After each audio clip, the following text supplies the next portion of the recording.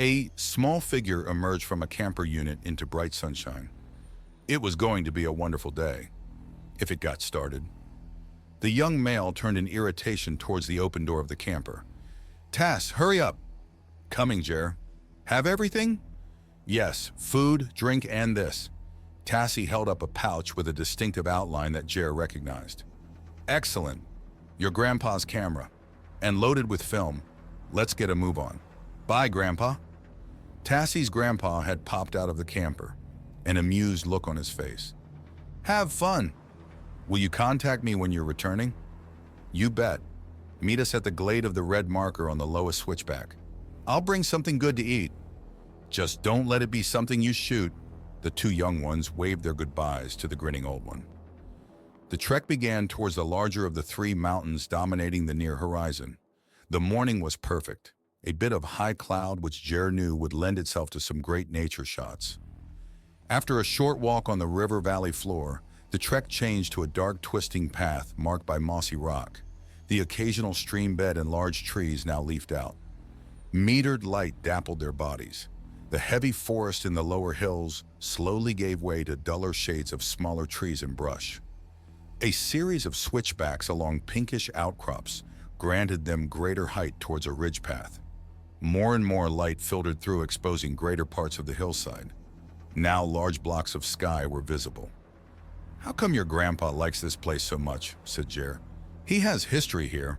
A long time ago there was some big deal out here." "Like what?" "Don't know. He's always been pretty cagey about stuff. But he had something to do with building that tower up ahead." "Really? The radar tower?" "I'm not sure what it is. I don't think it radiates anything. It used to be manned, then it was automated. Now I don't think there's any activity up there." They walked along a narrow ridge path, passing a variety of needle bushes and rock outcrops in full sunshine. The valley they had left behind on their left became hazier, the treetops lit with the early greens of spring. From time to time they could glimpse the next valley on their right with its dark gray streams, lighter gravel beds, and dull, low vegetation. They were about to pass the high metal tower. Their destination was only an hour away, a rocky point now visible in the distance where Jer knew stunning vistas of the blue valley awaited. Tassie stopped and looked into the sky. "Hey, what's that bright light?" "Where?" "Look overhead." Jer scanned the skies, then spotted what Tassie had seen. "A meteor!" "No, it's not fast enough." Tassie's voice registered fear. "Jer, it's changing course. It's swinging in towards us." Jer and Tassie watched, frozen in place, as the bright light dimmed to become more distinct to their eyes. "It's some sort of flying craft. The way it's going, it looks like it's going to land." "Yeah, on the valley floor below us. Get behind those rocks." The craft was slowing, a short circle around the upper valley, a hovering, a swirl of dust and debris. Now the craft settled with hot noise onto a gravel bed by a narrow stream. After the dust settled away, a large antenna array appeared from the top of the craft. It rose, then swiveled on a central axis, one metallic pole longer than the two outboards in parallel. "What do we do? I don't want to stay." Tass trembled. "That thing frightens me." "Yeah, scares me too. It's not something I've ever seen before, and it's not one of ours." "A foreign craft?" "More than foreign, I should think." "What are you saying? It's alien." "Remember that story your grandpa told us about a robot ship that arrived years ago? His close encounter?" Tassie shook her head in dismissal. "He was just making that up, a scare story." "Does that thing down there look like a scare story to you?" Tass was breathing fast. "I want to leave." "Why here, though? There's nothing here. Even for aliens." Tassie glanced back at the radar tower. "Do you think it has anything to do with this tower?" "No idea. You sure it's not some sort of beacon?" "A beacon? You mean a tracked spacecraft?" "Yeah." Jer's own fears gave way to curiosity. What if your grandpa's story was true? Then they set up a beacon station to attract the next craft. And that down there is the next craft? Another robot or actual visitors from another planet? We've never landed astronauts on another planet. We can barely get off this rock. The last time we were on the moon was before we were born. Grandpa was alive then. He said he saw it. Plenty dispute that. I'm contacting your grandpa. While Jer fidgeted with his mobile, a door on the craft opened.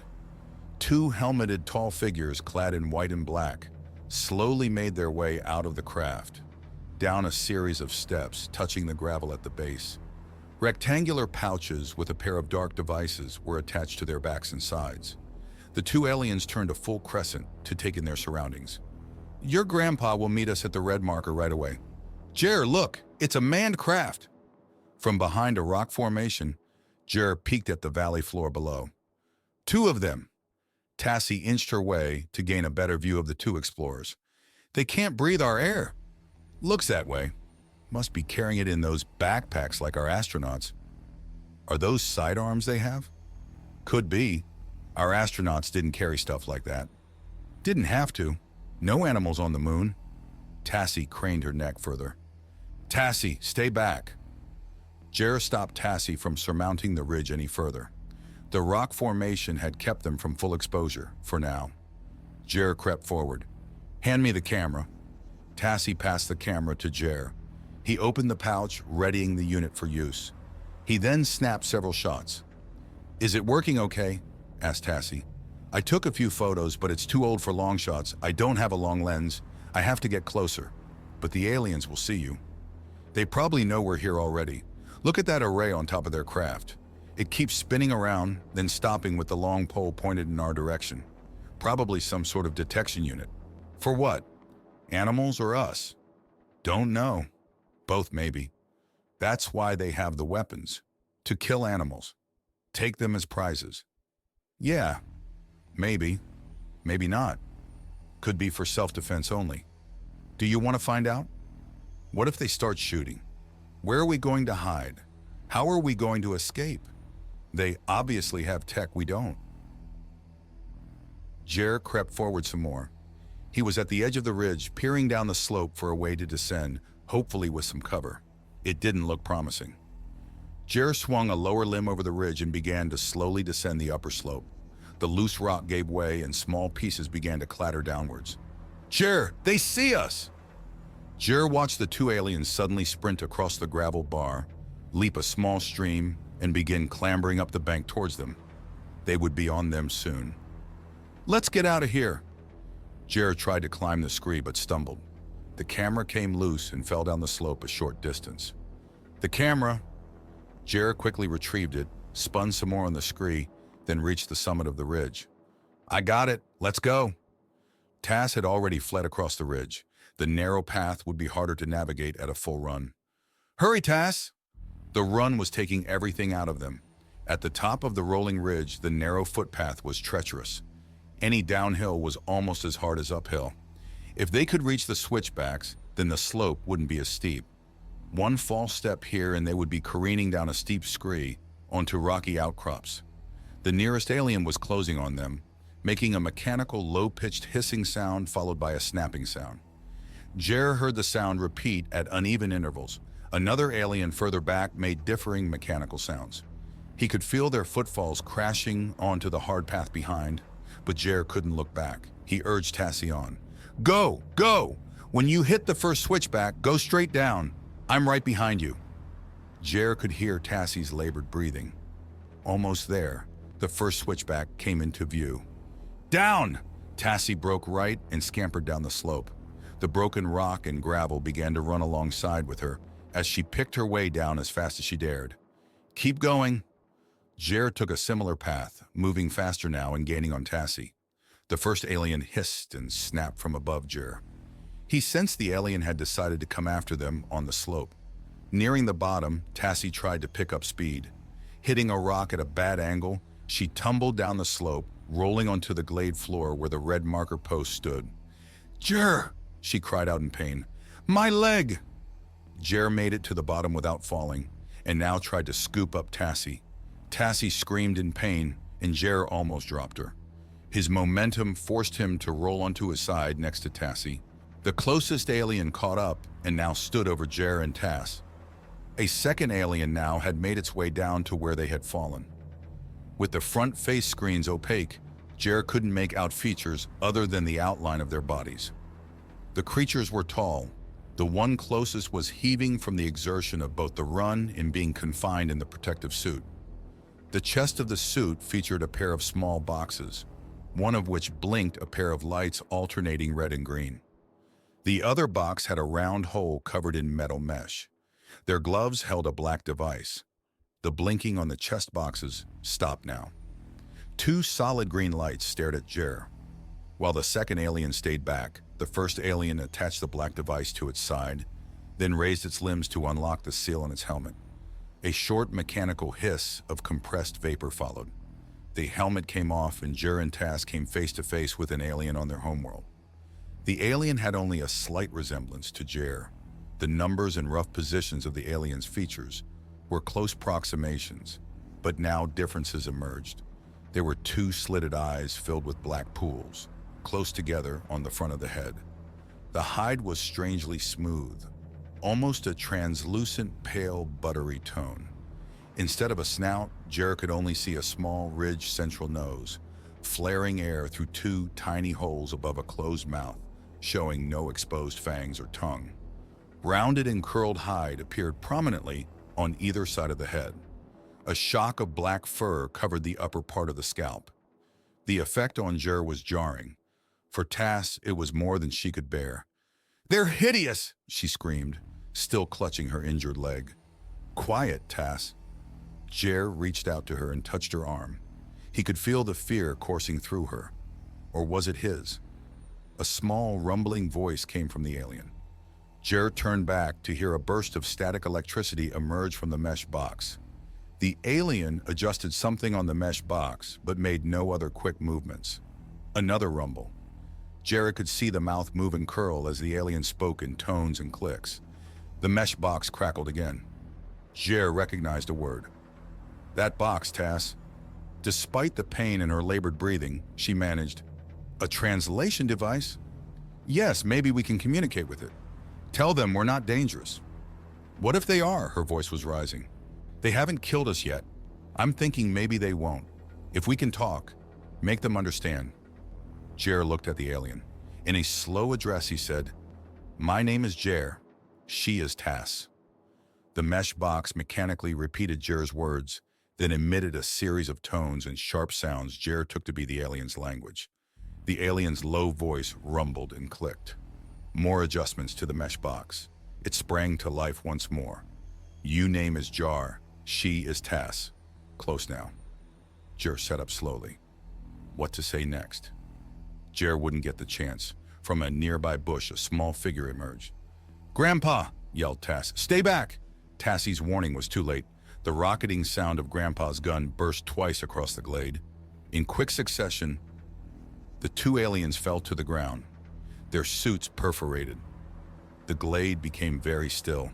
"You've killed them," said Jer. Grandpa approached the bodies. Gray vapor still emanated from his weapon.